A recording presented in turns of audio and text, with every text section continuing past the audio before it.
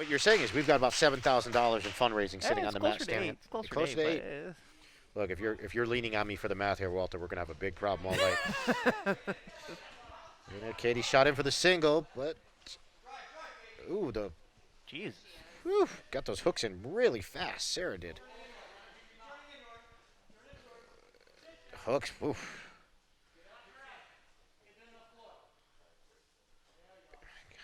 Katie's flattened out right now. This is a rough spot to be. Sarah's on top here. It's hard to see, but it looks like she's definitely working on the neck down there. Yeah, she's definitely got an arm in. She got one arm in under there. She's trying to like get it across now, and it's pretty deep. You know, you've got a variety. It's not just a rear choke down there. You got a bunch of lapel chokes that you can do down there too. So we don't have the best angle from here, but what's clear is the hooks are in tight, and Katie's flattened out pretty good. Now that we've switched camera angles, we can see the other side of this. Yeah, can you switch that? And Sarah's working right now. Still got those hooks in. That's the last thing you want to let go. You can let go of the chokes. You can reset, but you don't want to let those hooks out because before you know it, she'll be out of this position. The position itself is what's gold right now. Yeah, Katie is definitely a warrior. That's for sure, Pete. You are right on that one. You know, it's easier said than done, but what Katie really needs to do, she needs to work those knees in. She needs to work through her elbows and start turtling up here a little bit. It's being flattened out is a bad spot. Oh, she's turning over. Turn over. You know, she might be better off working on a full mount than that spot that she was in, that really flattened out belly down position. The rear mount flattened out, that's tough. The rear mount a little different, but maybe she could potentially bridge over into top. Sure. Now there's definitely a whole new palette of moves that you got to work on from this position. Quite frankly, I would be more comfortable here than where she was earlier. But a lot of it's kind of, personal preference. Obviously, yeah, definitely personal preference bias, and it's definitely not the end-all, be-all what can be done. The thing about it, though, when you go from belly down to giving up the mount is you are traditionally giving up points. Although we're not keeping official score here. There's an unofficial score, but the judges are keeping at all times. Yeah, and obviously, and this is kind of the downside. Katie's straight up G. There's no other way to put it. This is her second match.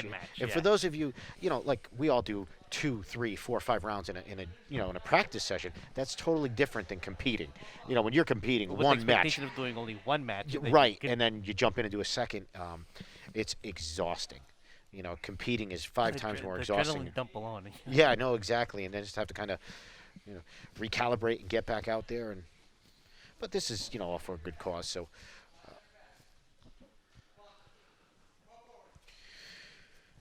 So Sarah keeping the dominant position here. Yeah, we just got a little under 3 minutes to go still.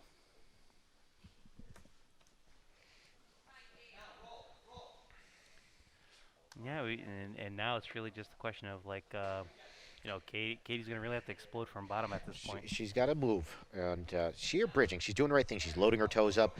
Looks like she's going for a big bridge, and she's moving. I'll give her credit. It's tough, and you're getting controlled by an expert grappler on top. It's a lot harder to move than you think. Looks like she's setting up that key lock. Oh. She's going to sneak under there. Yeah, almost set up a key lock now into a potential arm triangle here.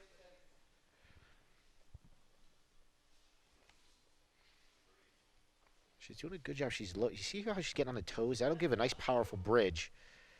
Let's see if she can explode out of here. But to Sarah's credit, she's played it really cool. She stayed on top. She's not getting overexcited, not getting submission happy. Kind of cook them a little bit. Yeah. And definitely, Keith, thanks for the info there. 4 months post-chemo. She is definitely a warrior. And we have a donation from Dennis O'Connor Jr. Thank you very much. Yeah, definitely, Dennis. Thank you once again for that donation and for being entertaining. Watch you're watching here, and thank you, Keith, for the information there. I did not know that Katie was 4 months post chemo and now doing 2 very competitive matches. Wow, that's incredible. She is definitely a warrior at a whole other level. She's more the warrior than I am, that's for sure.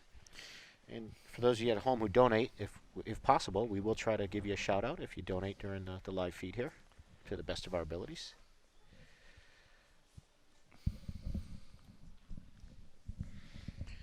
So we got Sarah still in firm control of the scoring and but geez, I can't say it enough. Oh, there we Katie go.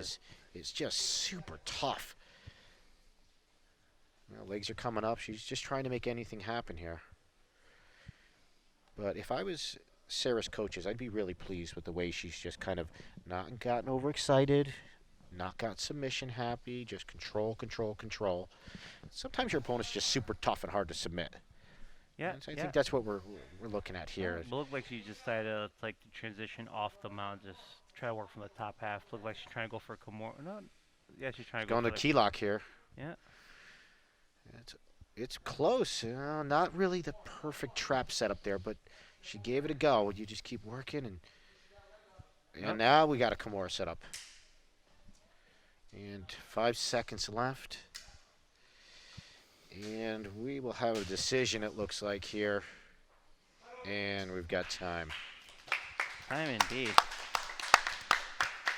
Once again, big props to Katie, raising a monstrous amount, fighting twice in the same night. You can't say it enough. She's, Can't, And, but also props to Sarah because that was a...